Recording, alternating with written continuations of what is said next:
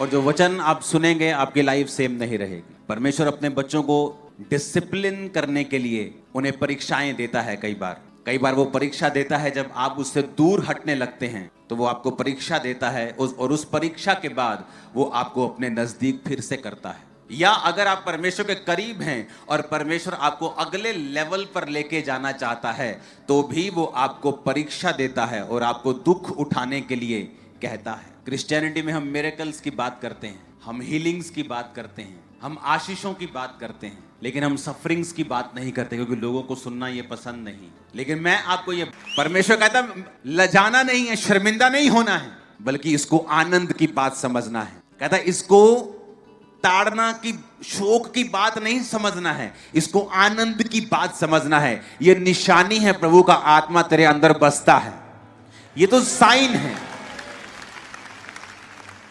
लेकिन वचन कहता है आज का जो विश्वासी है वो चर्च में आशीष लेने के लिए जाता है, लेकिन वो ताड़ना वाला हिस्सा नहीं लेना चाहता। वो अपने बाप को कहता है कि प्रॉपर्टी मुझे दे दे, लेकिन सेवा मेरे छोटे भाई को दे दे। आशीष मुझे मिलनी चाहिए, मैं आमीन बोलूंगा, मुझे बरकत मिलनी चाहिए, हाँ, लेकिन यीशु मसीह के नाम के कारण मुझे अगर दुख मिलता है तो वो मेरे लिए शोक की बात है। तो परमेश्वर कहता है क्या तुम्हारा संसारिक पिता तुम्हारी ताड़ना नहीं करता? अगर वो तुम्हारी ताड़ना करता है तुम्हें सुधारने के लिए, तो क्या ये अच्छी बात नहीं है कि स्वर्गीय पिता तुम्हारी ताड़ना करे? क्योंकि वो देखता है, अगर वो तुम्हारी ताड़ना नहीं करेगा तुम आगे नहीं बढ़ सकते। जो फ्यूचर में चैलेंजेस हैं, जो फ्यूचर में प्रॉब्लम्स हैं, जो फ्यूचर में इकोनॉमिक चीजें हैं, उनके लिए आप कभी तैयार नहीं होंगे अगर परमेश्वर आपको अभी से दुखों में तैयार नहीं करेगा। तो आज की चर्च को यह भी समझना है कि द सफरिंग्स जो हैं, जो क्राइस्ट की थी, जो एक विश्वासी की भी हैं, वो भी आपके जीवन का एक हिस्सा है। अगर वो आपकी लाइफ में है कि जीसस के नाम के कारण अगर आप सफरिंग्स में हैं, दुखों में हैं, तो उसको आनंद की बात समझें, क्योंकि वो आपको स्ट्रॉन्ग करके नेक्स्ट लेवल पे ले जाने की तैयारी कर रहे हैं।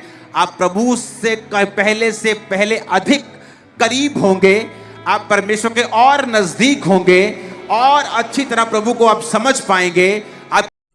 तो मेरे प्यारे मसीह भाई बहनों, अभी आप लोगों ने पूरा वीडियो देखा, जिसमें देख सकते हैं अंकुर नरुला सर जी ने बहुत बड़ी बातों को यहाँ पर कहा है जिसे आप लोगों को सोचने की आवश्यकता है। मेरे प्यारे मसीह भाई बहनों, कभी हम लोग कहते हैं कि हमारे जीवन में परेशानियाँ आ गए हैं, कहते हैं कि हमारे जीवन में परेशानियां आ गई है, बड़े बड़े मुसीबत आ गए हैं, कई लोग हमारे बारे में बुराई कर रहे हैं, कई लोग हमें ताना मार रहे हैं, कई लोग हमें और कई तरह की बातें हमें कह रहे हैं। तो ये क्या है? परीक्षा का समय है। आपके जीवन में किसी न किसी माध्यम से, कहीं न कहीं तरह से आपके जीवन में ये परीक्षा आती है। परीक्षा आने का उद्देश्य ये है मेरे प्रियो कि आपके जीवन में परमेश्वर पिता कार्य कर रहे हैं। आपके जीवन में परमेश्वर पिता कार्य कर रहे हैं, तभी आपके जीवन में नीचे और ऊपर, उतार चढ़ाव का समय आपके जीवन में चल रहा है। आपके जीवन में परमेश्वर का कार्य चल रहा है मेरे प्यारे मसीह भाई बहनों। तो आपको घबराने की आवश्यकता नहीं है। आपने अभी पूरा वीडियो देख लिया है तो आपको समझ में आ गया है कि कैसे परमेश्वर की संगति में हमें चलना है, परमेश्वर के मार्ग में चलना है। और अभी सोशल मीडियाओं में आप लोग देख रहे हैं कि कैसे अभी प्रभु के दास प्रोफेट बजिंदर सिंह के बारे में भी कई तरह की बातें आप लोगों को सुनने को मिल रहा है मेरे प्यारे मसीह भाई बहनों। तो उसके जीवन में अभी देख सकते हैं कैसे अभी उसके जीवन में परीक्षाएं चल रहा है मेरे प्यारे मसीह भाई बहनों। तो ऐसे मेरे भी जीवन में और ऐसे आप लोगों के जीवन में भी परेशानियां आ सकती हैं।